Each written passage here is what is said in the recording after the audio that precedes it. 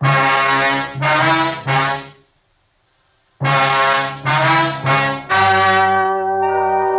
story you are about to hear is true.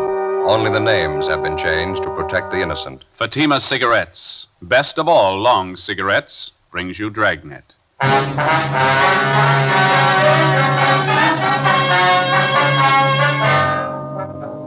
You're a detective sergeant. You're assigned to robbery detail. A doctor is severely beaten, robbed, and left in critical condition. Suspicion points to a narcotics addict. Your job? Get him. You'll be amazed when you compare Fatima with other long cigarettes. You'll find they now cost the same. But in Fatima, the difference is quality.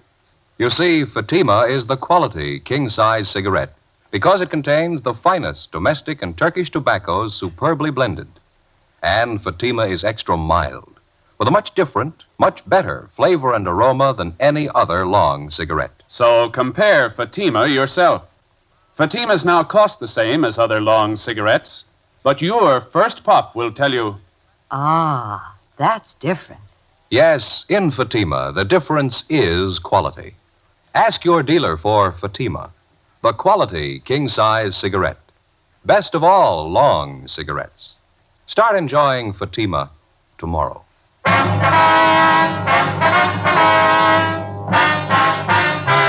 Dragnet, the documented drama of an actual crime. For the next 30 minutes, in cooperation with the Los Angeles Police Department, you will travel step by step on the side of the law through an actual case transcribed from official police files.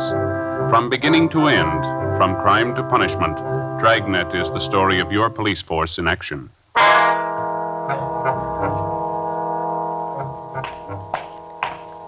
It was Monday, August 7th. It was warm in Los Angeles. We were working the day watch out of robbery detail. My partner's Ben Romero. The boss is Thad Brown, chief of detectives. My name's Friday. It was 1:15 p.m. when I got to 4656 Collis Avenue. The front door. Is that you, Joseph? Yeah, Ma, it's me. I didn't expect you so soon. Well, I'm off for lunch, and Ben and I were in the neighborhood, so... Oh, well, I'll get the telegram. Thank you. I must say I'm glad you could get home.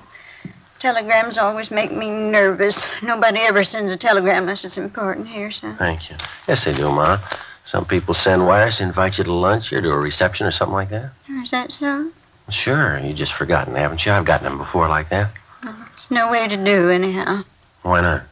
People always associate frightening things with telegrams. Well, aren't you going to open it? Oh, yeah, sure. You know, if you were worried, you could open it, Ma. It'd been all right. Well, you know I never open anything addressed to you, Joseph. Anything important? It's from Belmont, my old high school. Oh, yeah. They want me to come up next week. They're having some sort of assembly up there. Want me to talk to the student body. Well, that's nice. You going to go? Yeah, I think I better, don't you? I'll have to clear it through Captain Sheldon, though. Well, I think it's awfully nice for them to remember you. What are you going to talk on, to say? Yeah, police work, it says here. I'll have to think of something to base it on, though, won't I? Well, you'll have to memorize it, Joseph. Doesn't look well for a man to stand up on a platform and read a prepared talk. Yeah, I know. Oh, that's Ben. I gotta go, Ma. Would you and Ben like some lunch? I can fix you something in about a minute. No, we haven't got time, dear. I'll see you later. I don't know why they couldn't have written a letter instead. What's that, Ma? I said they could have written you a letter. Besides, it's much cheaper than a telegram. Yeah, Ma. I'll see you later. Bye, Joseph. Bye.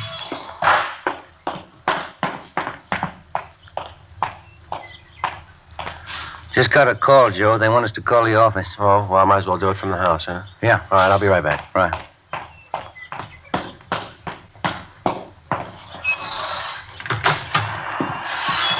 It's just me again, Ma. Came back to use the phone. You're all right, Joseph.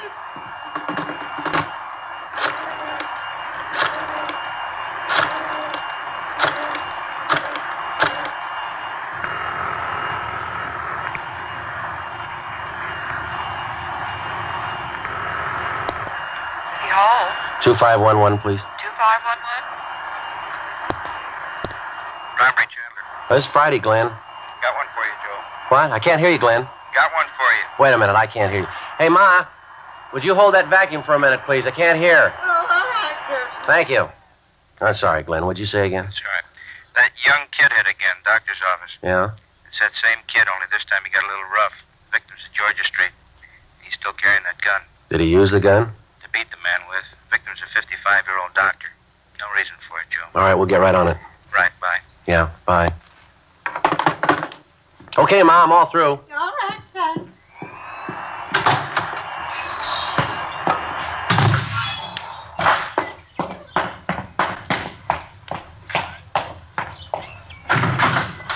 Anything? Yeah.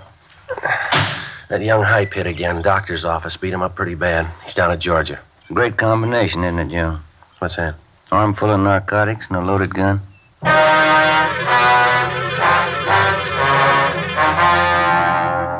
Monday, August 7th. Since June 27th, Ben and I had been assigned to a case involving a young narcotics thief. For 7 weeks now, he'd been robbing every possible source available to him of narcotics. Since the inception of the investigation, we'd seen this young criminal develop from a small-time sneak thief to a full-fledged armed and vicious thug. The descriptions of the young thief, taken from his various victims, tallied almost to the letter.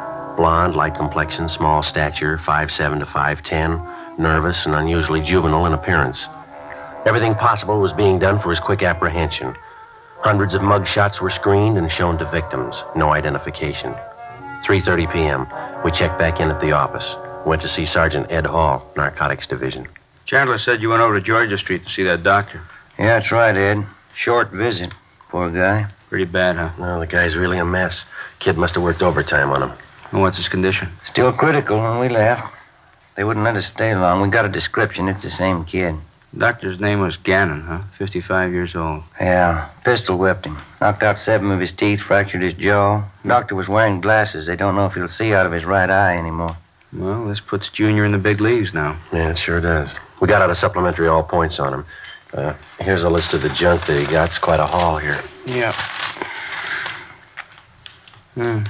Morphine, quarter grain, 30 vials.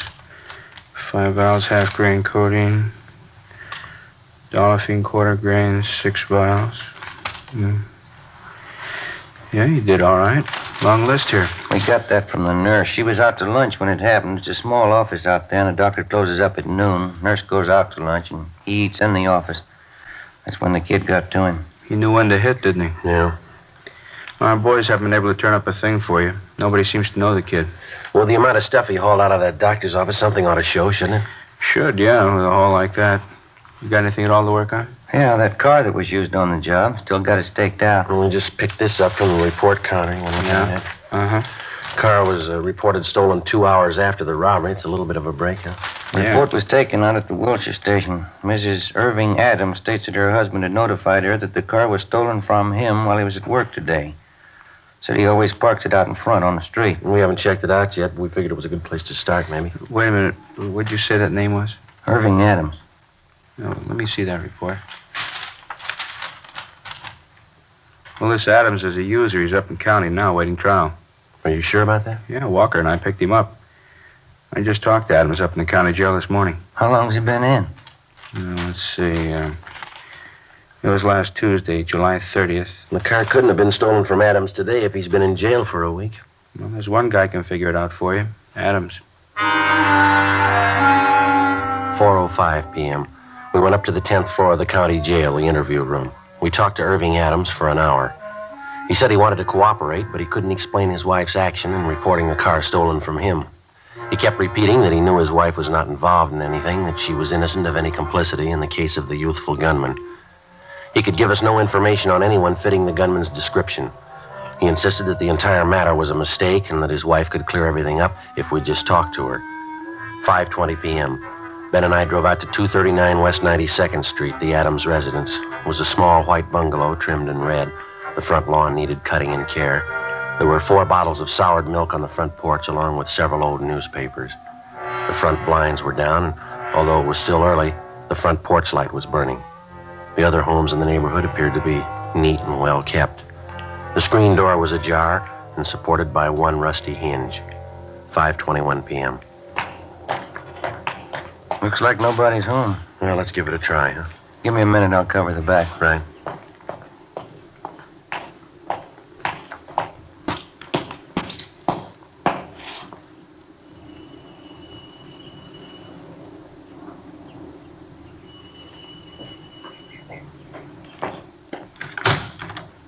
Yes. Police officer, my name's Friday. You're Mrs. Irving Adams? Yes, that's right. Well, I'd like to talk to you about your stolen car. Have we found it? Well, yes, we have. Can I come in? Place is in such a mess. Can't we talk here? Well, if you don't mind, I'd rather come inside. All right. Don't look at the house. I've been kind of sick.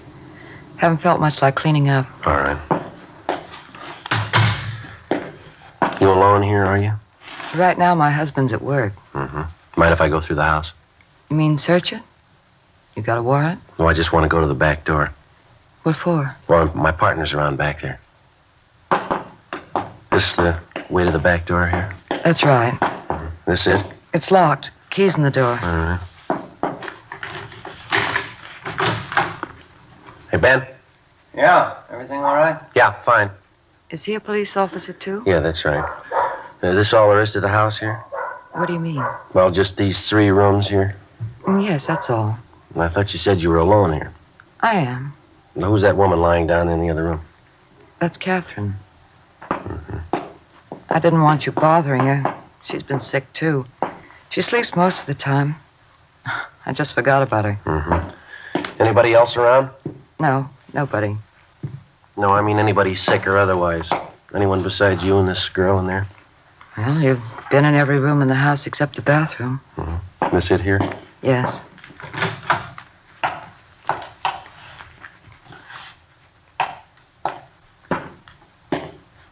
Okay. I don't understand all this. I reported my car stolen, and you come out here and search my house. If I did steal my car, I wouldn't hide it in here. Yeah. Ben, want to come in? Yeah. Could you tell me something? Yeah. Why are you here? Well, I told you we found your car. This is Sergeant Romero. How do you do? What's the trouble? Anything wrong? Who'd you say your car was stolen from? From me. It was my car. Is that the way you made the report, Mrs. Adams? It was stolen from you? I think so, yes. Ms. Adams, according to the report that you made out this morning, you stated that the car was stolen from your husband. Isn't that right? Is that what I said? Yes, ma'am, that's right. I don't remember. We both used the car so much. I forgot. Well, now, which is it, you or your husband? I'm not sure. You been drinking, have you? A little bit, just to ease my nerves. I haven't been feeling well. Well, it's obvious you're not drunk, Mrs. Adams. Why don't you keep your story straight? Well, officers, I am telling the truth. Well, your husband's in the county jail. He's been there for a week. The car couldn't have been stolen from him. Now, could it? I didn't say it was stolen from him. Is this your signature, Mrs. Adams? Yes, sir. This is a copy of the auto theft report that you made at the Wilshire Division. Yes. Well, now, is this report a true one or a false one? There's a penalty for making a false report, Ms. Adams. I'm sure you're aware of that. I only want my car back. Who was it stolen from? Whatever it says there, my husband. Mm-hmm. Now, we just told you that he's in jail. He's still in there. We just talked to him. The car couldn't have been stolen from him. Have you got anything to say to that? No. Well, I think we better go downtown where you can sit and straighten yourself out and give us some right answers. I don't want to go to jail. And that's just where you're going if you don't snap out of it and come up with the truth. I know who you want. It's Rex Burley, isn't it? Who's Rex Burley? A young kid, blonde, small. He told me he was in some kind of trouble with the car. Said if I'd tell the police it was stolen, it'd be all right that way. Mm-hmm. Do you know where he is now? No, I don't. You sure about that? That's the truth. Yeah, come on. Yeah. Catherine's awful sick. Mm-hmm. She always sleep this heavy? Only when she's sick. She's really out, isn't she? Yeah. Look at her leg. Yeah. She's a user. Say, this girl's on narcotics, Ms. Adams. Are you a user? No, I'm not. I don't know where Catherine gets it. How about Rex Burley? He's on it, too. Maybe she gets it from him. Is there any stuff in the house now? Not that I know of. You want to tell us where Rex Burley is? I don't know. He called here about an hour ago. Catherine talked to him. Mm-hmm. Did he tell her where he was? Yes, he did. She wrote it down on a piece of paper. Where's that paper? Under her pillow.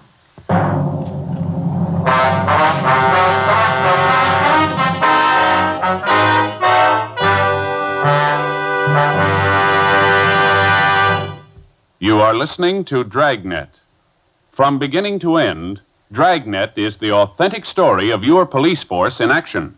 Now, from beginning to end, the Fatima story. Actual convincing proof that in Fatima, the difference is quality. Quality of tobaccos. The finest domestic and Turkish varieties, extra mild and superbly blended to give you a much different, much better flavor and aroma. Quality of manufacture. Smooth, round, perfect cigarettes. Rolled in the finest paper money can buy. Manufactured in the newest and most modern of all cigarette factories. Quality, even to the appearance of the bright, clean, golden yellow package. Carefully wrapped and sealed to bring you Fatima's rich, fresh, extra mild flavor. Because of its quality, its extra mildness, its better flavor and aroma, more long cigarette smokers are now insisting on Fatima than ever before. So if you smoke a long cigarette, compare Fatima. You'll find they now cost the same. But your first puff will tell you, Ah, that's different. Yes, in Fatima, the difference is quality. Insist on Fatima. Start enjoying the quality king-size cigarette. Fatima. Best of all long cigarettes.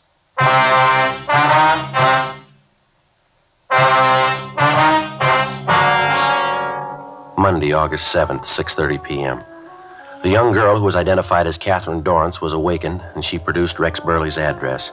She stated that she'd known him for the past year. She had just graduated from high school and gave her age as 18.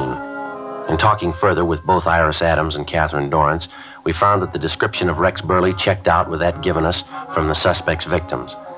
They both stated that, as far as they knew, it was his true name, that he had no friends or associates known to them. A check with R&I showed no record on the name Rex Burley.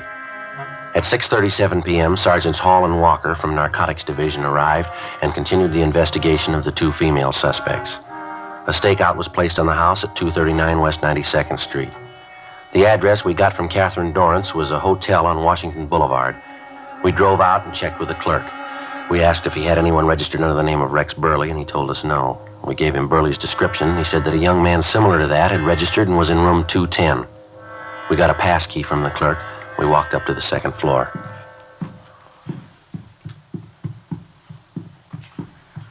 This is it. Lights on under the door. Yeah. Careful, huh? Yeah.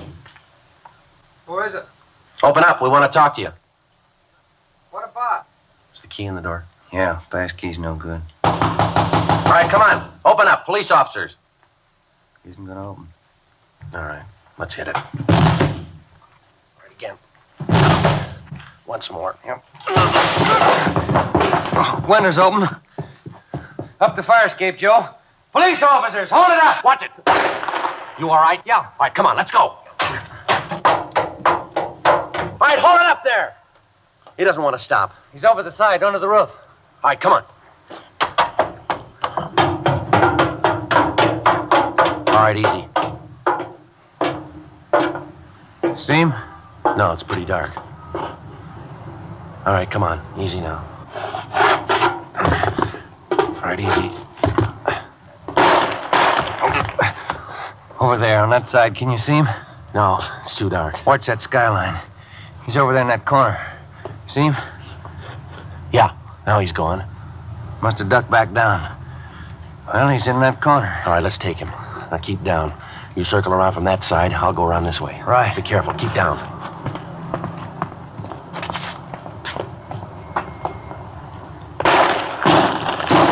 Don't you!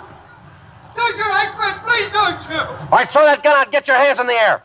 Walk toward the middle of the roof. All right. All right, here's the gun. I see him, Joe. I got him covered. You all right? Yeah. All right, keep those hands up. All right, stand still. I'm sorry. I'm sorry. All right, get your hands behind you. Ben? Let's go, Burley. I didn't mean to do it. I was wrong. I know I was wrong. Should have thought about that a long time ago. How old are you, Burley? 20? You're living pretty high, aren't you? I had to have this stuff. I needed it. How else could I get it? I didn't have the money to buy it. You didn't have to get started on it. Come on, let's go. I didn't want to get started. All of a sudden, I was just on it. I couldn't do anything about it. You don't understand. There was just somebody else to explain it to. There is, but they won't understand it either.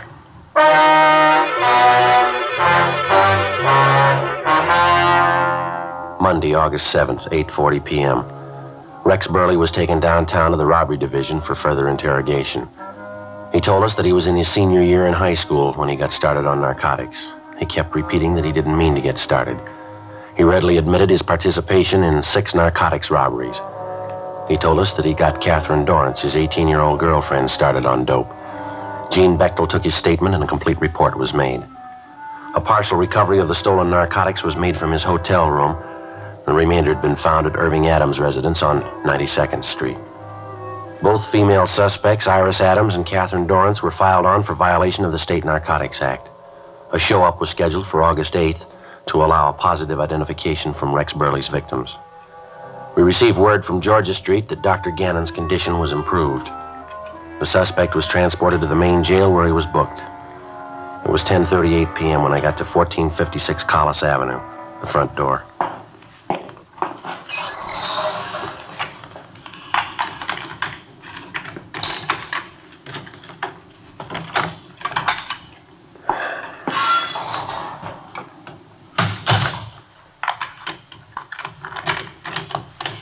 Joseph, is that you? Yeah, Ma. Have you had your dinner? No, I'm not hungry.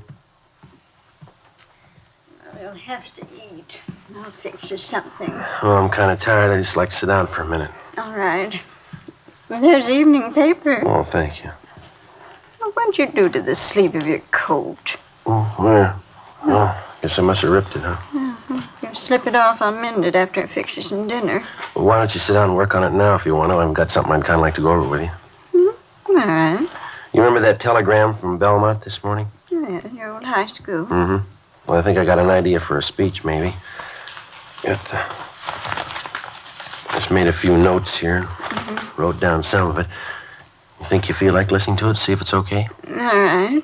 Did you write the speech today? Well, just parts of it. I hadn't written it clear out yet. I just got a few notes. I want to see what you thought of it. All right. Well, let me have your coat, son. Yeah. There you go. Thank you. Now let's hear you talk. Well, remember, it's not written down yet. It's just kind of hit and miss as I go along. But I think I can get the thought across, and then I'll put it all down on paper. All right.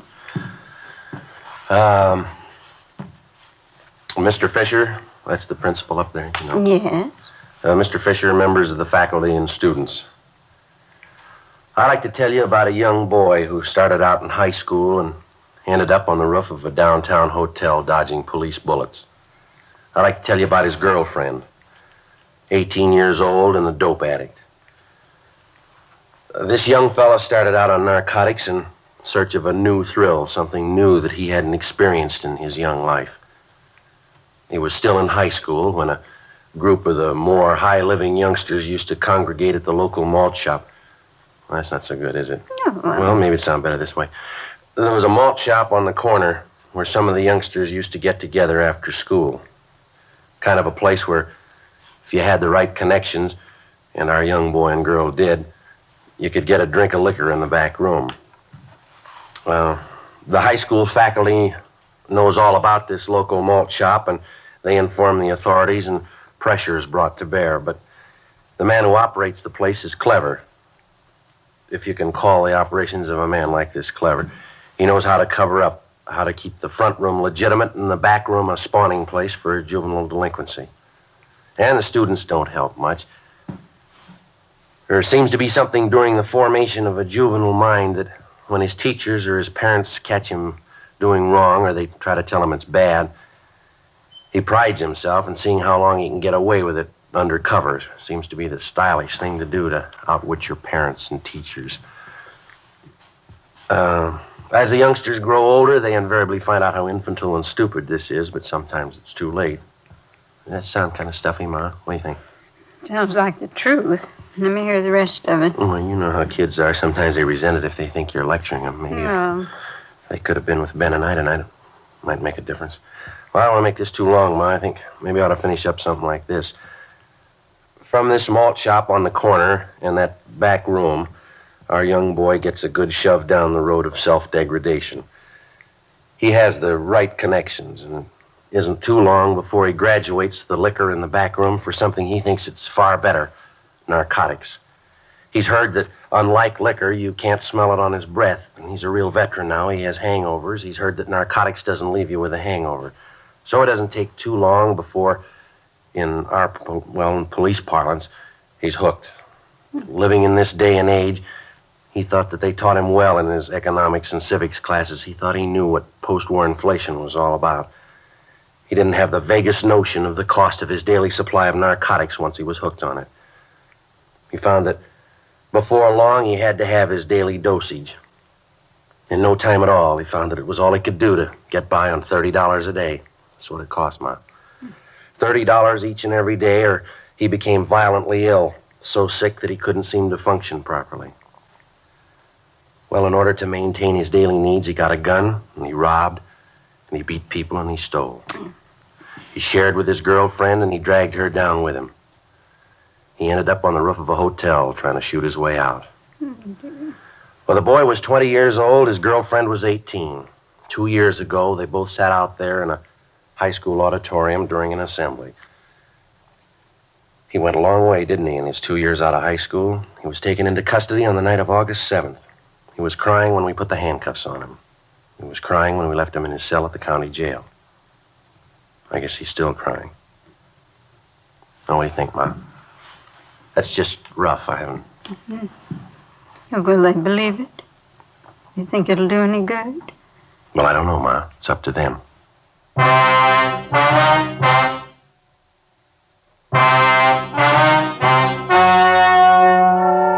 The story you have just heard was true. Only the names were changed to protect the innocent. On November 9th, trial was held in Superior Court, Department 83, City and County of Los Angeles, State of California. In a moment, the results of that trial. And now, here is our star, Jack Webb. Thank you. Friends, there are many cases on record of two people, not related, looking so much alike it's hard to tell them apart. A quick check of fingerprints, however, easily proves who's who. Now, at first sight, you could just as easily be fooled by king-size cigarettes. If you were to place a Fatima and any other king-size cigarette side by side, you'd find they look identical. But believe me, there's a real difference. In Fatima, that difference is quality. Quality that gives you extra mildness, a much better flavor and aroma. Compare Fatima with any king-size cigarette. The size is the same, now the price is the same. But in Fatima, the difference is quality. Buy a pack tomorrow.